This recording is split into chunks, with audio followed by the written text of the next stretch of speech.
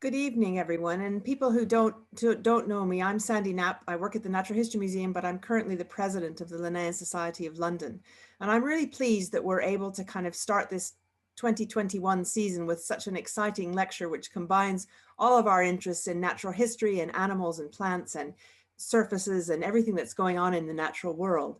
And I'd also like to kind of welcome any of you who are not fellows of the Society. Please do consider becoming a fellow. We're a society which is open to anyone who is passionate about natural history, because we're a place where people can interact on all kinds of different levels and in all kinds of different ways about things that are going on in the natural world, but also some of the challenges that the natural world is currently facing, which we all know are quite severe. So I will leave you with that, and I'll appeal again to you to become fellows of the Society at the end. But I'd like to tonight introduce Dr. Walter Federle, who will give us our lecture this evening. Walter is a reader in comparative biomechanics in the Department of Zoology at the University of Cambridge.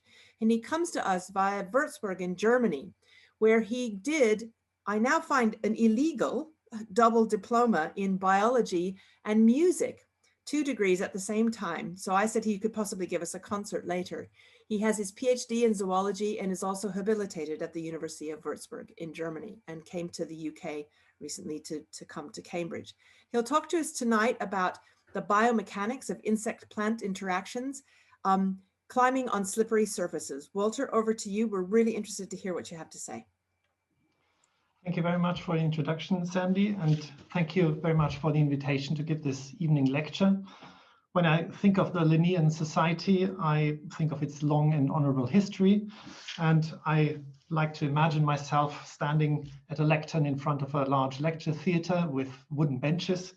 And so it's now a bit strange to talk to a laptop here in a very small room, but I hope you can all see my presentation, and I hope you can hear me well and see me well, like in the real lecture theatre. So the focus of my research, as Sandy already mentioned, is biomechanics. And biomechanics is seen by many people as a subdiscipline, a medical subdiscipline, dealing with prosthetic limbs and hip replacements. But my main research interest is in ecology and evolution. So I'm interested in insects and plants and insect-plant relationships.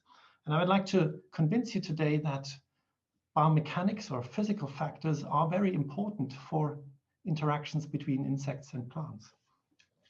Now, insect-plant relationships are ecologically among the most important interactions worldwide. The function of whole ecosystems very strongly depends on these interactions. And insects have been associated with plants for hundreds of millions of years.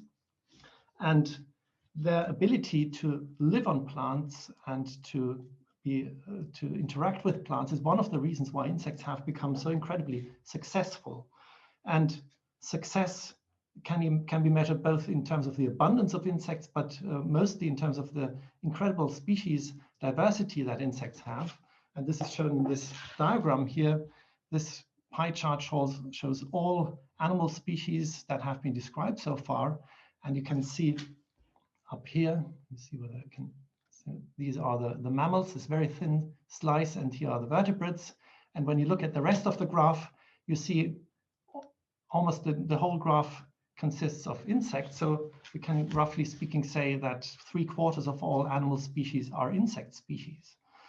And you can also see that some of the largest groups here are species or are groups which regularly interact with plants or live on plants regularly. And so we can argue that one of the reasons why insects have become so successful is that they have the ability to interact with plants and to co-evolve with plants, and thereby radiate and achieve a very high species diversity. Now, most of these insects are feeding on plants. So about half of all insect species of this very large number of species, about 1 million described species, are herbivores. But this is not the only interaction with plants. Insects are more beneficial in many cases. And when they interact in a more beneficial way, they are very important as pollinators. But insects can also protect plants against herbivores, against leaf-feeding insects. Insects can also disperse seeds, and in some cases, plants can turn the tables and prey on insects, and these are carnivorous plants, and you'll see some examples in this lecture today. Now, the question is, what are the mechanisms underlying these different interactions? And there's a lot of research on chemical mechanisms which play an important role in these interactions. So toxins that are produced by the plants in order to prevent being fed on by the insects. There are various signals that the plants produce and the insects perceive, and vice versa. The insects signal by using chemicals to the plants. And so there's a lot of chemical ecology research on these aspects. But I've focused on a different type of mechanisms. These are mechanical factors or physical factors which play an important role in these interactions. And there's a whole variety of different physical factors which mediate these interactions. But I've focused on one of the most fundamental physical factors, which is the surface attachment of insects on plant surfaces, because insects have to be able to attach to the surfaces of plants and to move around on the surface of plants in order to be able to interact with them. And therefore, all groups that regularly colonize plants have evolved attachment organs, specific attachment organs on at the end of their tarsus, usually, or the pretarsus. And these, so you can see in different groups, different types of structures. You can see many groups have evolved hairy pads, like the flies here, or the beetles here. And you can see other groups have evolved smooth pads, like the cockroaches, or the stick insects, and here ants and bees. And there's a large number of independent evolutionary developments. So they have arisen repeatedly many times, and they seem to have come up with similar structures. So it's a good example of convergent evolution that has happened in response to the presence of often smooth plant surfaces. Now, these structures are interesting from a biological point of view and an evolutionary point of view, but they're also quite interesting from an engineering point of view or a biomechanical point of view. And this is one of the reasons that this research has started to take off in recent years, because these attachment organs share a number of properties which are very interesting from an engineering point of view, in which they outperform existing or conventional adhesives. So they're not only able to stick very strongly to surfaces, but they have the ability to control adhesion very efficiently. So they have an easy and rapid detachment. They have amazingly self-cleaning properties, so they can stick many times even on dirty surfaces, and they don't lose the adhesive ability. They show amazing wear resistance, so they can be used hundreds and thousands and millions of times. And in many cases, they can stick without any glue. And these are all things which would be very interesting from an engineering point of view. So can we mimic some of these properties? And this is research which is ongoing in many labs at the moment in the world. There are many work groups trying to mimic the structures and properties of these natural adhesives, building bio-inspired adhesives, many inspired by the hairy type of adhesive structure, which you can see here. So these are artificial structures which come often very similar to the natural ones, using sophisticated fabrication methods. And this could have a number of potential applications.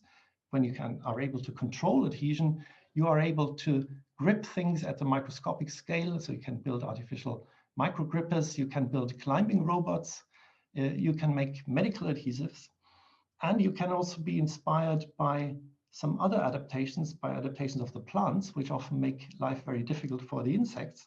They make slippery surfaces, as we're going to see. And there's also a possibility to learn from the designs of these plant surfaces.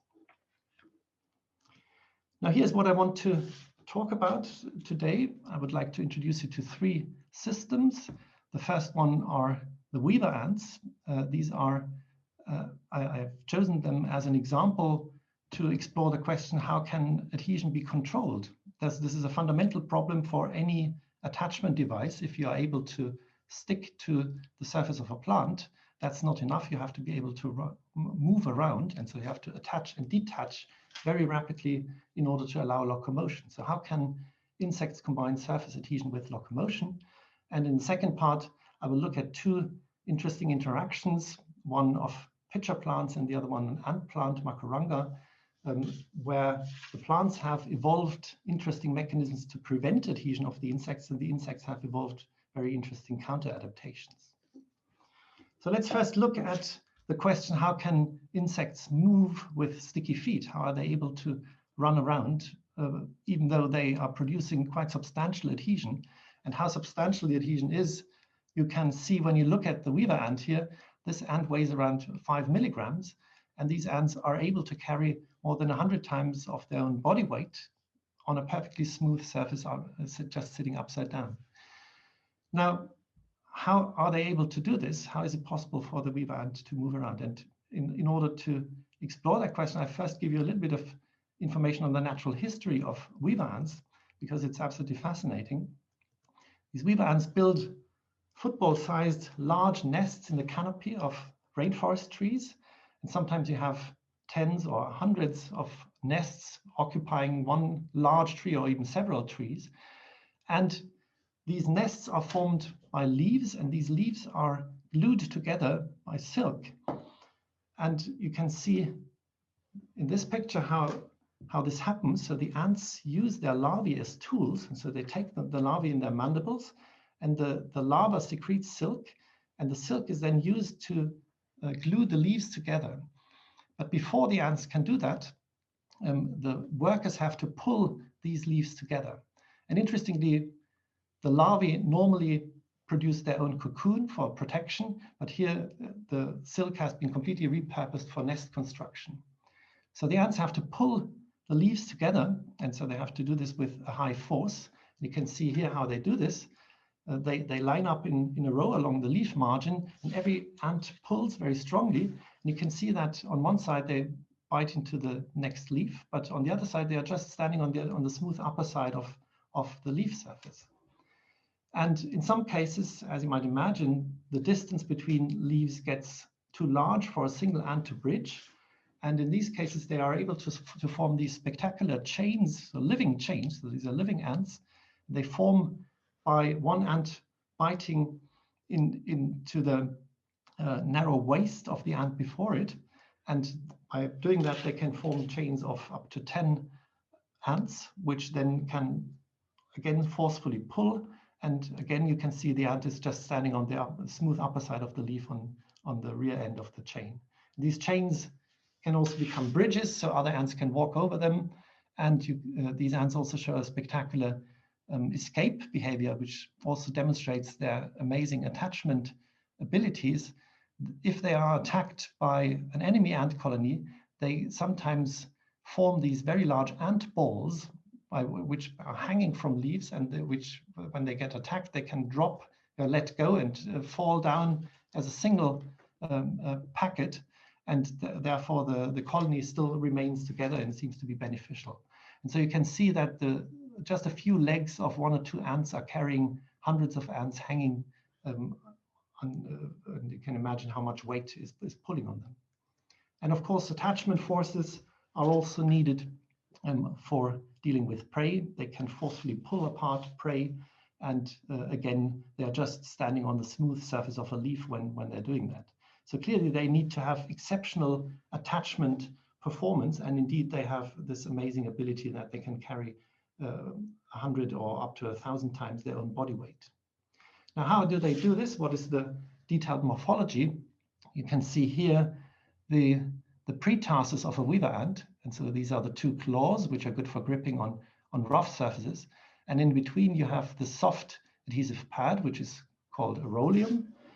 And in the next picture, you see it again, but now in a different shape. And these are scanning electron microscopy images taken from ants which were shock frozen while they were moving around on the surface. And here what was captured here is the completely unfolded state of the adhesive pad. And here's the retracted state. So it's a movable structure, and the ants can unfold and retract it with every single step they are performing. And you can actually see this when you hook up a high-speed camera to a microscope. Then you can see the aurolium being inflated when the ant makes a step on the surface, and it's deflated at the end of the step. Just play it again. Oops.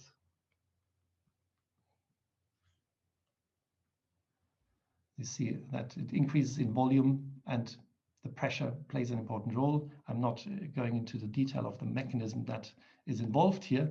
The important point here is that the movement can be triggered both by an active muscle contraction, and the responsible muscle is the so-called claw flexor muscle. And you can see here what happens when the claw flexor muscle contracts. So this shows an experiment where I've pulled on the tendon of the claw flexor muscle. It has a very long tendon which reaches all the way through the leg, and you can grab it with a micromanipulator, and you can see how the tendon or that muscle, when it contracts, how it moves the adhesive pad. On the right-hand side, you would have the surface, and the pad is folded down to the surface and makes contact. Now, interestingly, so this is moved by a muscle, but you can also move it in a very different way, in a completely passive way. And what is shown here in this video is the cut-off leg of an ant, which is simply pulled across the surface. So it's a dead structure, and it still has its complete ability to be unfolded. So when a pull is going towards the body, the structure nicely unfolds, so you don't need any muscle contracting for that. So there's an active mechanism and a passive mechanism.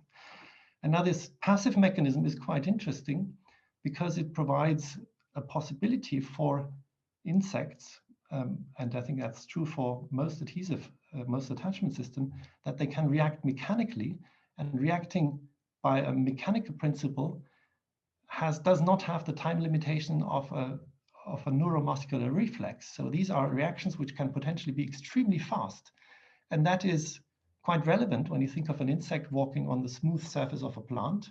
And imagine a weaver ant is much lighter than a raindrop, and the weaver ant might be hit by a raindrop, and there's no time to react to the impact of a raindrop. And so the question is, what happens if the ant gets hit by a raindrop? And here is an experiment where we try to simulate this. We filmed the contact of an ant with the surface. So the dark zone, this is reflected light illumination. The dark zone is what is in contact with the substrate. And we filmed this with a high-speed camera, and we produced a very fast perturbation, a very slight impact from the side. So we moved the surface and checked what happens to the contact area of the ant. I'm playing this video, it's 1,000 frames per second. You can see here's the impact.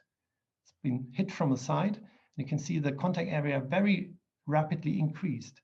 And so when we plot the contact area over time, it's shown here, you can see the perturbation took less than 1 millisecond, and already in the first frame after the perturbation, the contact area had increased from 6,000 square microns to 14,000, so more than doubled in less than a millisecond. And clearly, if you had a neuromuscular system, that simply would not be possible. You cannot possibly react that quickly. And if you relied on a reflex reaction, the ant would have fallen off already. But using this passive increase of contact area, they still stay put on the surface and cannot be knocked off. There is an active reaction, but that sets in substantially later, only after about 15 milliseconds, and therefore that will be far too late to ensure that an insect remains on the surface. So that's the way how they can avoid being knocked off by raindrops. So how do they produce this movement, this passive movement? And there's an interesting detail which I'd like to show here, is an internal structure. So there are not very many internal cuticle structures. So cuticle structures can be formed internally by invagination of the epidermis. And this is a very interesting U-shaped internal structure within the adhesive pad, which is called the arcus. And you can see here what the role of that arcus is in the passive inflation of the pad. So imagine a pull is going along the leg. The consequence of the pull along the leg is a widening of the adhesive pad. So it spreads laterally as a result, so basically at right angle to the pull. And you can see that this U-shaped structure is performing that function. And you can explain this by a simple cardboard model here. This is the pull of either the tendon or of the substrate. And you have a structure on the dorsal side, which is called the manubrium here. and that presses against the upper side of that U, and the U gets then compressed, and the compression of that U leads to a lateral folding, and that basically spreads out the contact area, and that ensures that they suddenly have a larger contact area. Now, just a brief mention of the mechanism of adhesion. I won't say much about it. I'd just like to tell you that the adhesion in insects works through a liquid, and you can see that liquid here, tiny droplets secreted from the surface of the adhesive pad. And this adhesive secretion has some interesting properties, which you can observe using a technique called interference reflection microscopy. So you're using monochromatic light in order to look at the contact zone. So you can use this to study adhesive pads in contact, like as shown here, and that produces images like this one, where you see interference patterns. So you see thin films of liquid between the adhesive pad and the surface. And what became apparent when we started using interference reflection microscopy is that there are two different fluids. So there's not just a single type of fluid, but there you can see these two different interference patterns, and they correspond to a watery fluid and an oily fluid. And you can also use these images in order to work out how close is the cuticle actually to the surface. So you can work out the distance, how far is the cuticle away from the surface, and this leads to an estimate which is a very, very small number of the order of less than 50 nanometers, possibly even dry contact. Now, this is another image of these watery droplets, just showing that the watery droplets can evaporate once they get to the edge of the pad contact zone. So watch this droplet here. So I've moved the pad and it gets near. So this is the edge of the contact zone, and this droplet starts to evaporate. They're only stable in the middle of the contact zone.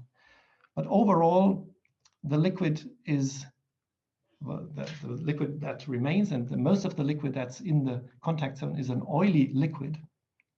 And so you see homogeneous footprint droplets. So that's very important. The pad secretion is mainly hydrophobic, and that becomes relevant for one of the capture mechanisms, which I'm going to show you in a moment now. Now, I'm going to look at two different types of groups of plants. The first system I'd like to introduce to you are pitcher plants. Pitcher plants, as you probably know, are insect trapping plants, so carnivorous plants. And these carnivorous plants usually grow in nutrient-poor areas, and insects fall into these traps and they get digested at the bottom of the traps. So these are highly modified leaves. So we're looking at the tip of a leaf, and at the end is this wonderful pitcher-shaped structure, and this is filled with fluid, and the insects basically get digested inside that fluid when they fall into the fluid, and the plant extracts the nitrogen and the nutrients from the killed insects. Now the question is, how do they trap insects? How do these plants trap insects? And it's been known from many other pitcher plants that they have a waxy inner wall. When the insects step on that waxy inner wall, they fall in. But when we started working on these pitcher plants, we knew that there were some species that did not have these waxy surfaces, and they were still able to trap insects.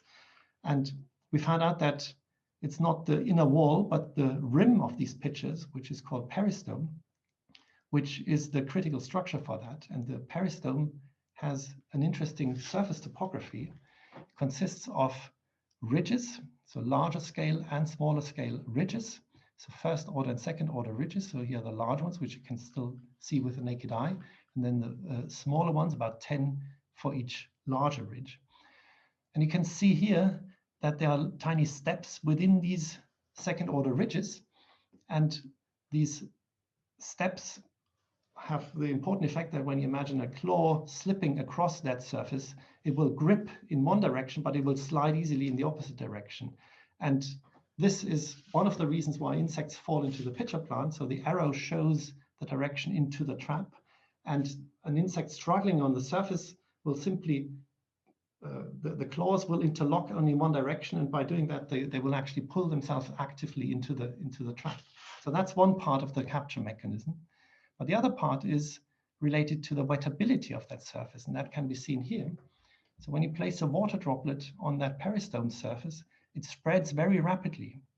And that is obviously quite unusual for plant surfaces, because plant surfaces are normally known to be hydrophobic, and you see spherical droplets, so basically droplets contracting on plant surfaces. So this is a very unusual plant surface, and one which is highly wettable and completely hydrophilic, and water films very rapidly spread on the surface.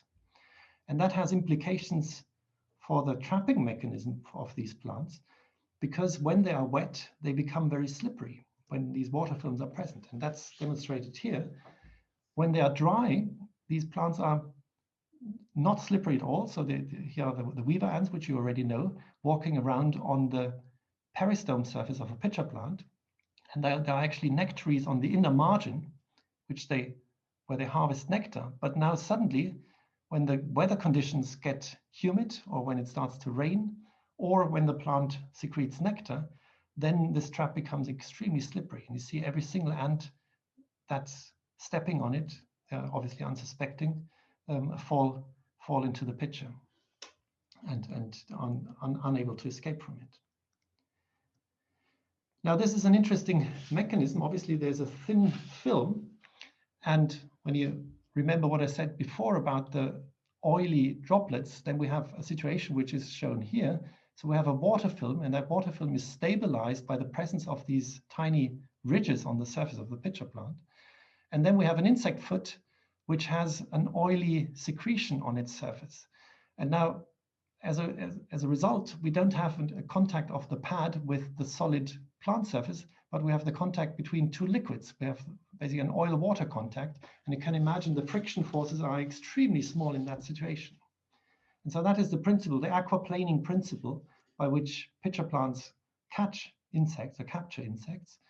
And that idea has inspired colleagues from Harvard University who mimicked that mechanism.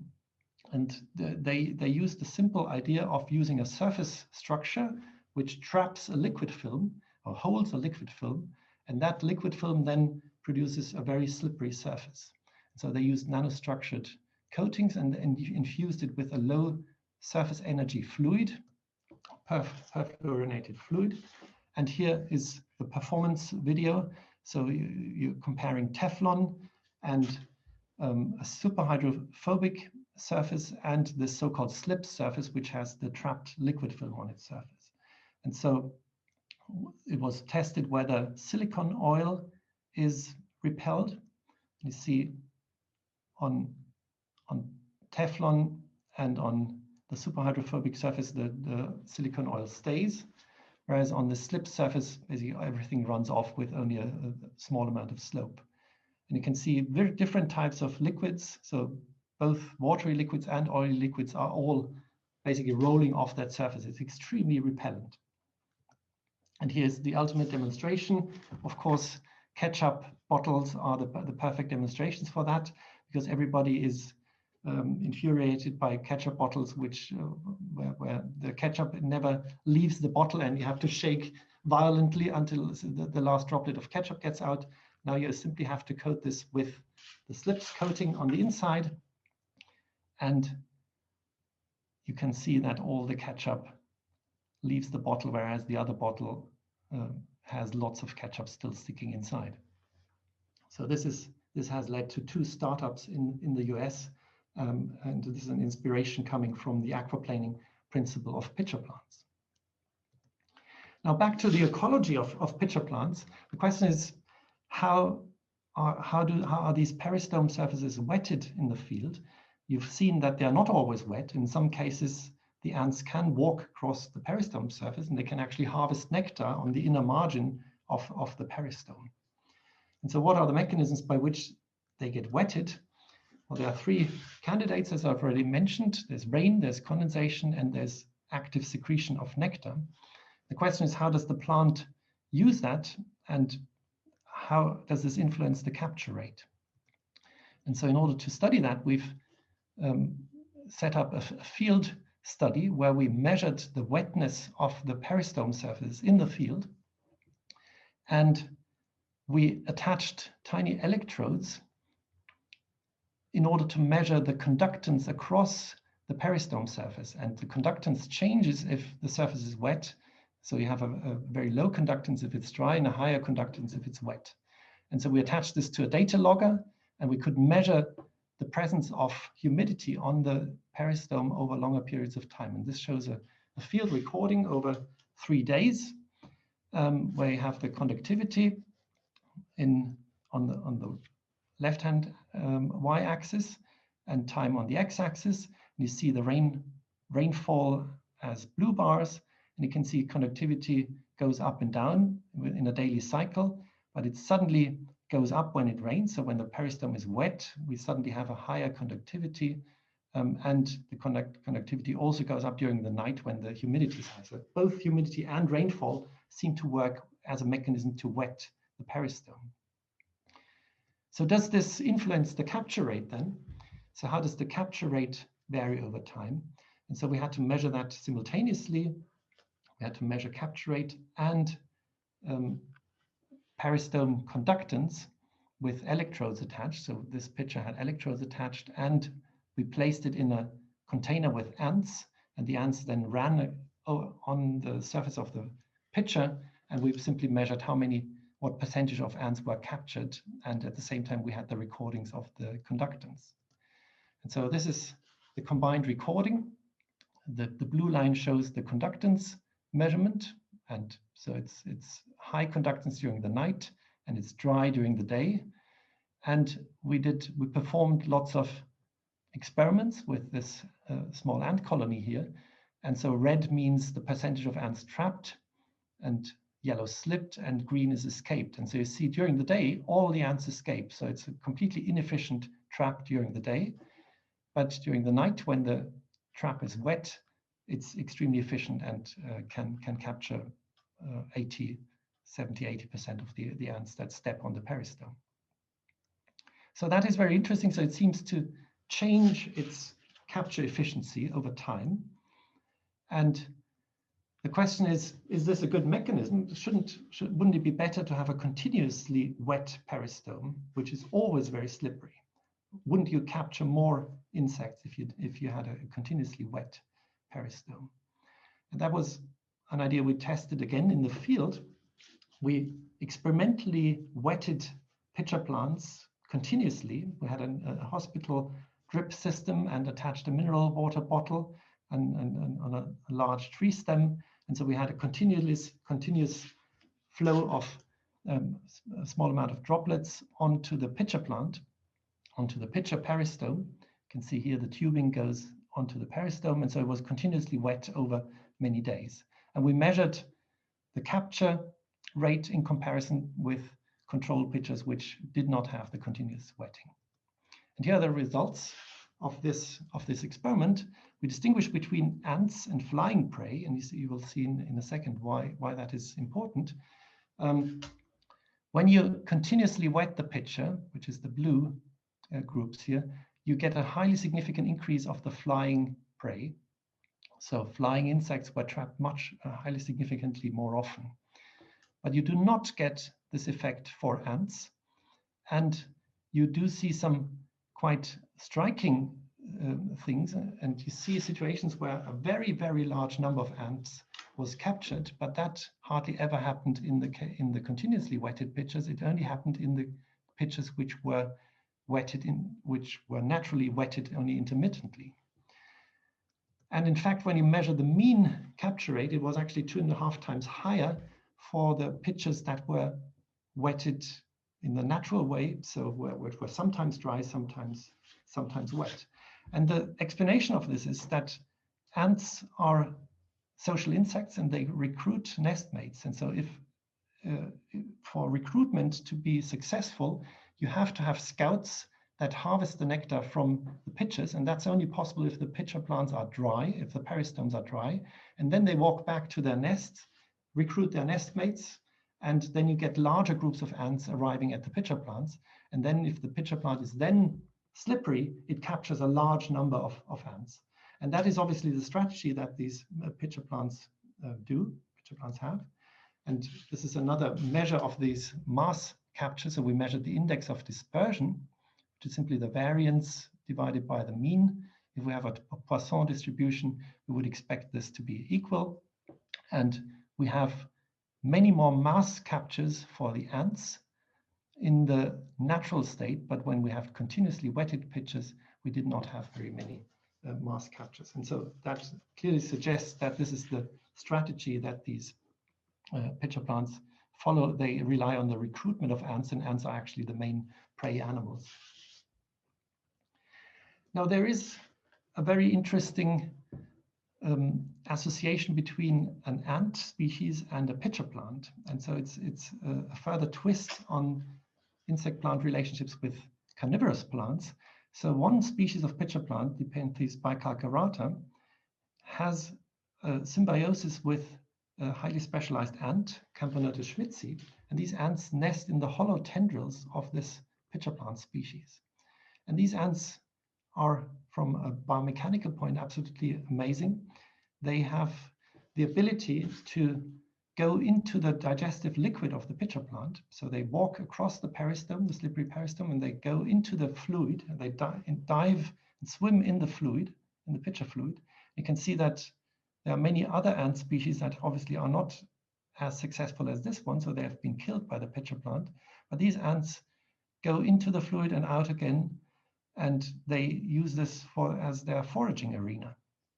And so they have this amazing swimming and diving ability, and they can use the pitchers in order to extract food. So they use the plant, the food, the prey insects from the host plant, and pull them apart and feed on them. So with that biology, you would imagine maybe these ants are parasites, because they obviously steal the prey from their host plant. The question is that the correct explanation? Are they indeed parasitizing their host plant, or are they doing something else? And there's some doubt that they are parasites, because the plant actually produces specific nesting space for these ants. And here's another picture of these domatia, so a specific nesting space. So they have hollows which are colonized by these ants. Here's a cut domatium where you see the brood of these Camponotus schmidtsi ants inside. So are they doing any benefit to their host plant? And we found two benefits that these ants, two services that these ants pay for their host plant. And one is to do with the contamination of the pitcher plant surfaces. When you have a pitcher plant of other species, or of this species, if they are not colonized by ants, then these peristomes contaminate over time. There are fungal spores and other particles accumulating on the surface, and therefore they lose their ability to trap insects. And so we experimentally simulated this by contaminating peristome surfaces of pitcher plants which were inhabited by ants and other pitcher plants which were not inhabited by ants. And we came back 4 days later and checked the state of the peristome, and also checked whether they are still able to trap insects. You can see here that the uncolonized pitcher plant is still relatively dirty, the peristome, and they're still unable to trap insects, because the peristome does not allow the aquaplaning mechanism. But when the ants are present, they thoroughly clean the surface of the peristome, and you have a nice and glossy peristome surface after 4 days, and this is as slippery as the surface before. So they've completely removed the perturbation that was brought in by the contamination. So that's an important service. So they can keep the surfaces clean over time, and that's very important because it's a very unusually long-lived species of pitcher plant. When you have pitcher plants or pitchers, individual pitchers, which are inhabited by these ants, and other pitchers which are not inhabited by these ants, then you see over time the capture rate of the ones that are not inhabited goes down, and they accumulate fungal spores over time, so they're losing their slipperiness, whereas the other ones can keep their slipperiness over long periods of time. And the longest lived pitchers we've observed in the field were 3.5 years old. So it's quite amazing for a single leaf to be that long lived, and they can apparently still extract nutrients. And the second interesting benefit is to do with the behavior of these ants. They can dive and swim, as I said, and they are not only prey insects that have been captured by the host plants, but there are also some other living insects inside the pitcher plant fluid, and these are mainly dipteran larvae. And these dipteran larvae manage to hatch and fly off in pitchers which are not inhabited by these Camponotus schmitzi ants, but they do not manage to do so when the pitcher plant, when the Camponotus schmitzi ants are present. And you can see here why. They show this amazing predatory behavior. The mosquito larvae are extremely fast, so they have a very hard time capturing the mosquito larvae, but they can cope with the pupae. The pupae are not quite as mobile as the mosquito larvae, and you can see here these Camponotus schmitzi very successfully prey on mosquito pupae.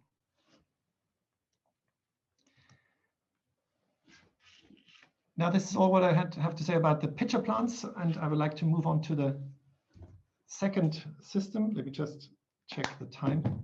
To Makaranga ant plants.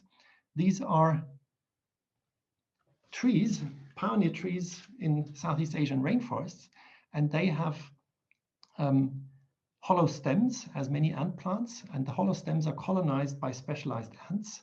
You can see here a cut section of the stem. These are Chromatogaster and Camponotus ants, which colonize these plants, and they find all their food on their host plant. This is mainly these white spherical objects, which are called food bodies. It's a very lipid and protein-rich food. And they also have scale insects, which suck on the phloem sap from the inside of the stem and produce honeydew, which is consumed by the ants. Now you can see that these stems have, in about 1/2 of the 30 Makaranga species we know, have an unusual surface. So it has a blue color, and that blue color is a waxy surface. So these are wax crystals. It's a similar surface which you find on plums and grapes, so you can wipe it off with your finger. And in Makaranga, it has a very interesting biomechanical function. You can see that these waxy surfaces are very slippery for insects in general. And so this is a very different mechanism to the one I've shown for the pitcher plants. So these are wax crystals, the substances of the epidermis of the plant, which are produced in large amounts, which crystallize on the surface. So you have a carpet of very small microscopic crystals, and they are very slippery for most insects. And so these are generalist insects which are abundant in the environment of these trees, but which obviously are unable to climb up the surface of the stem. Whereas the specialized ants, which inhabit these trees, are able to cope with these slippery surfaces without any difficulty. And so you can see the ecological consequence of that. The ants are perfectly protected against much more competitive ants and also predators, simply by their ability to cope with these very slippery surfaces. And so the microstructure that's underlying this effect are these tiny wax crystals. So this is basically one substance of the epidermis, which is produced in high concentration, and you get then a layer of crystals on the outer surface. And when an insect foot is put onto that surface, it makes very little contact area because it's such a microscopic surface roughness. And also these are hydrophobic surfaces, so any hydrophobic adhesive secretion will rapidly drain and be sucked up by the rough wax crystals. So they have a micro rough. And roughness is normally a good thing when you think about attachment structures, because the claws are designed to grip on rough surfaces. But micro roughness is different. And this is shown here in a study on beetles, where we used one of our lab methods to measure forces, which you might like to see. This is a centrifuge. So you can place insects on a centrifuge. You accelerate the centrifuge, and the insects, once forces are acting on them, try to hold on to the surface. And you, in almost all insect species, you get all 6 legs in nice contact with the surface. So you get a relatively clean measurement of the attachment forces, and it's very easy to perform these measurements. And so here we've performed these measurements on different types, different grades of sandpaper surfaces. And we measured the attachment force. So 0 would be a smooth surface, and here is micro rough, and here are rough surfaces on the right-hand side. You can see micro rough, so these were beetles, in this case, dog beetles. Micro rough surfaces produced by far the smallest forces, and the forces then go up for coarse rough surfaces. And we hypothesized that the coarse rough surfaces are producing high forces because of the claws.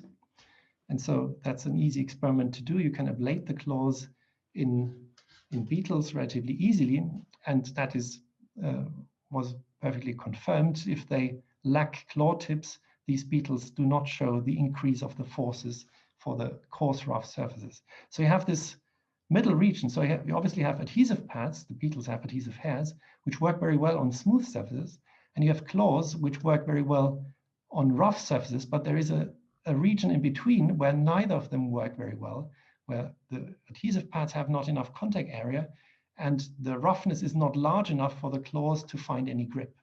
And so therefore, we have micro roughness is one of the mechanisms by which plants can repel insects and make surfaces slippery. And again, this is a principle which you can mimic, and you can use artificial surfaces to mimic that idea of making micro rough surfaces. So we worked together with a paints company, and here are I'm just showing two different paints, which this one is not particularly interesting because the insects just walk along it. But here's a paint which has the right level of surface roughness, and it is extremely slippery, and insects are unable to climb on that surface.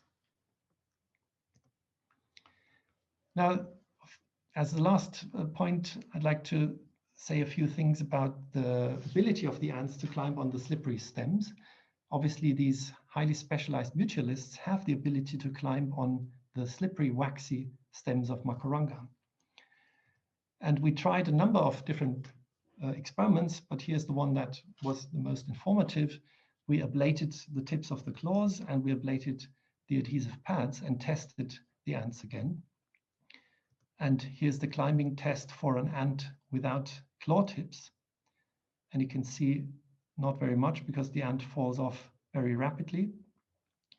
And even more, perhaps more interesting, is the video of the ant without any adhesive pad, because that ant has absolutely no problem climbing up the wax crystals, but now the ant struggles on the smooth surface. So this is the exact inversion of what I showed before. Normally the ants struggle on the waxy surface, but they can climb on the smooth surface. But these ones, they are able to use their claws on the waxy surface, but then they fall off on the smooth stem. I don't have time to go into the ecology of Macaranga. I think I would like to finish here and thank all the members of the work group who have contributed to the work I've shown. And of course also to the funders. And thank you for listening to this talk. Thank you very much, Walter. What a fascinating set of stories. And we've got a bunch of questions here. And I'll read them out, and I'll start at the beginning. And I think this is the one that refers to ants sticking on smooth surfaces of leaves. Mark Jacob asks, does the production of an oily adhesive incur a significant energetic burden? And it's kind of a three-part question, so I'll just do the whole thing. Has there been any exploration of the rate at which adhesive production relates to permissible mobility, asking if there's a quantifiable limit on the maximum travel range? How much can you travel with this adhesive? Yes, we try to estimate that. The costs are extremely small. We measured that in a very artificial situation. So we basically had an ant, I think we did that experiment in stick insects. So we had a single foot of a stick insect, and we made simulated steps, brought them into contact with the surface. But when you do that, then you can collect footprints, and you can measure using interference microscopy the volume of these footprint droplets, and you can then measure the secretion rate. And in that situation, you find that it corresponds when you calculate the biochemical costs of producing these hydrocarbons, that you end up with something like of the order of, or 2 orders of magnitude below the resting metabolic rate, so an extremely low cost. But that is probably a massive overestimate still, because when you have the insects walking actively over a surface, they hardly leave any footprint. So they seem to have, in the way they roll off their feet, their adhesive pads, they seem to recover most of the adhesive footprint droplets that they leave behind in an artificial experimental situation, but you find hardly any footprints in the situations where the insects were actually actively walking across the surface. So even in that unnatural, unphysiological situation, the secretion rates are extremely low, and they are probably in reality even lower than that. Great. So Kevin Doyle asks, do you think it's important that the pitcher plants are sometimes dry and safe for the ants so that the ants don't learn to avoid them completely? That's exactly what we think. So you have to have some scouts going to the nectaries, and the nectaries are on the very inner margin of the pitchers. So they have to go there and recruit their nestmates to the inner margin. They would not be able to do that if they were continuously slippery. So the scouts would be trapped, and there would not be any recruitment. Whether they are able to learn the location of the pitcher plant is an interesting question which we haven't explored. Yeah, that would be a fun experiment. Mark Beneke asks, how do you attach the electrode to the pitcher plant surface? Oh, this is a very difficult. I was wondering that too. We went through many different permutations with that experiment. It's quite a while ago. I may not remember all the details. So one is that we needed alternating current. If we had if we had DC, we damaged the plant, so there was visible damage on the peristomes, and we had to have a spring mechanism on one side. I need to go back to the picture. Here you can see the detail. So this is a magnet, and there's a magnet on the underside of the peristome holding that into contact. And this is a spring which is where we have a bendable blade here, which presses that spring against the, so obviously you cannot press too hard, but it needs some flexibility. And so we went through a number of different ways of trying to do this, and this was what we came up with. And you do all this in the field. Where do you do your field work? That was fieldwork in Brunei. This was Ulrike Bauer's PhD work, and so she performed that work. Fantastic. So there are a couple of different questions about because the peristomes are wet at night. Does this mean that the pitcher plants, the Nepenthes, are actually specializing on nocturnal insects, or is that why? Is that what goes on? That's correct. They are very slippery during the night, but there are fewer insects around during the night. There are a few nocturnal ant species and also termites, and they are seen more frequently in the traps. But the higher density of insects during the day probably compensates for that. And you sometimes have wet conditions during the day, of course, also as a result of rain. The pitcher plant we studied here is perhaps a little bit unusual. This was Nepenthe Rafflesiana, and it at the site which we studied, it's a very relatively open heath forest. In many other species, you have more so where it gets very dry during the day. In many other pitcher plant sites, it doesn't get completely dry during the day. So you have the advantage of high activity of the insects during the day and perhaps more humidity than in this particular species. Mm-hmm. Yeah, so there's a ton of questions, and I'm going to try to kind of get all these. So there's a couple of that are kind of around removing the claws and sticky pads, and do they regenerate? So if you remove the claws and the sticky pads, do they regenerate on the ants or not? No, they don't. And how do you do it? I mean, it's tiny little surgery, isn't it? It's tiny, yes. It's difficult, but you can learn to do that. I mean, this is an adult insect, so there's no regrowth. If you do that on an early instar, yes, everything, the structures can regrow. If you do this on a stick insect nymph, structures do come back in the next install. Mm-hmm. And then someone has asked, how can the ants' predation on the mosquitoes be beneficial, to just explain that beneficial relationship of the ants being predators on the mosquito larvae and pupae? It's probably a bit too quick going over that. So the mosquito larvae are also feeding on the prey that the plant captures. So this is effectively nitrogen that the plant could obtain, but the mosquitoes feed on it. And then if they hatch and fly away, then the nitrogen is effectively lost for the host plant. And so the ants then prey on these mosquito pupae, and then they poo into the pitcher. And therefore the nitrogen basically stays in the pitcher and can be used by the plant. Bit of recycling there. Is it recycling? Yes. Perfect recycling. So do temperature and humidity, and you kind of answered this earlier, but it's a really specific question, and it'd be good to know, is do temperature and humidity factors alter the ability of the insects to grip the smooth surfaces? Humidity, we did some experiments. We couldn't demonstrate any effect. It seems relatively insensitive to humidity. Temperature does have an effect, and it seems to specifically affect the viscous component. So when you measure, for example, the resistance to sliding, that is very strongly affected by temperature, whereas the static force, so the static friction force and the static adhesion force, is less affected by temperature. So this has some physical consequences, but not always. So there's a couple of questions about, have you tried other different species of pitcher plants, and you said this was the PhD work of a student who worked on just this species, or have you done this on many different species of Nepenthes and maybe some of the other genera of pitcher plants?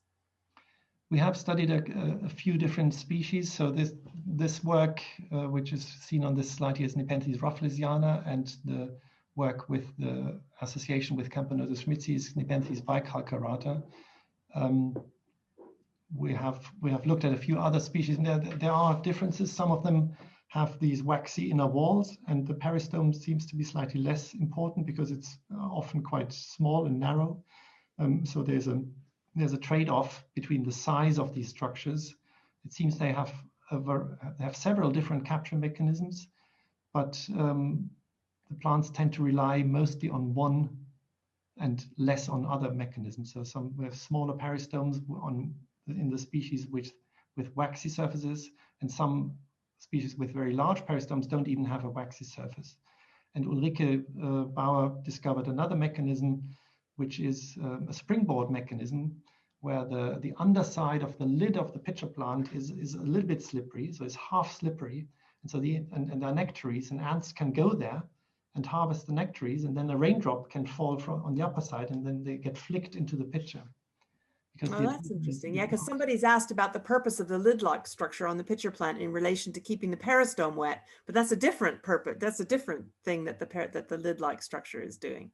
Yes, the lid is important to prevent complete flooding of the pitcher. In all these in these rainforests, the rain would be far too much, and you would get completely filled up pitchers, and they would not be able to trap anything if they're completely full of fluid.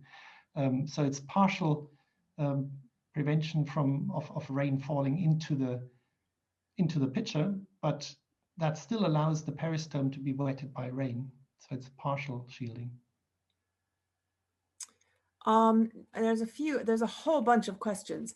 Someone has asked about well, there's a kind of two-part question. I'm going to put these two questions together. They aren't asked by the same person, but I'm going to put them together. One of which is about the fact that you talked about ants being social, and are there other social insects which do this, the same thing? And then there was another question about, do male ants have the same kind of, do the drone ants have the same sorts of adhesion? Because of course all the ants which are doing all this foraging are all females. So does that question refer to the pitcher plants, the recruitment, or? Yeah, the recruitment. Someone has as ants are social and thus recruit, but flying insects don't. So aren't there any bees, and do bees recruit? Interestingly, we haven't seen any recruitment of bees or stingless bees. I mean, which do occur frequently in these regions. it's in most species of pitcher plants, the ants are the main part of the prey spectrum, and I think it's probably just the fact that they are more relying on crawling prey rather than flying prey. So flying prey sometimes gets trapped simply because they happen to fall into the pitcher without even stepping on the peristome. I think the peristome is particularly critical for an insect that cannot rescue itself by flying away then. So if an ant falls in, that's it, because they would have to climb out over the peristome again. And there's another question someone has asked about, are these same kinds of mechanisms shared by most Hymenoptera, or you showed also that some of these mechanisms are shared by stick insects as well. So is this a universal thing in Hymenoptera or insects more broadly? How common is it, these adhesive pads? So the mechanism of adhesion in the smooth pads seems to be widespread.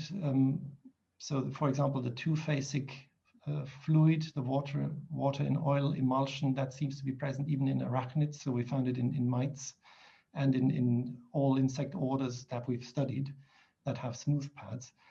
I didn't say much about the hairy pad mechanism, so there are some interesting functional differences. So the hairy pads behave differently. So they have split up contacts, and they don't have one large contact zone.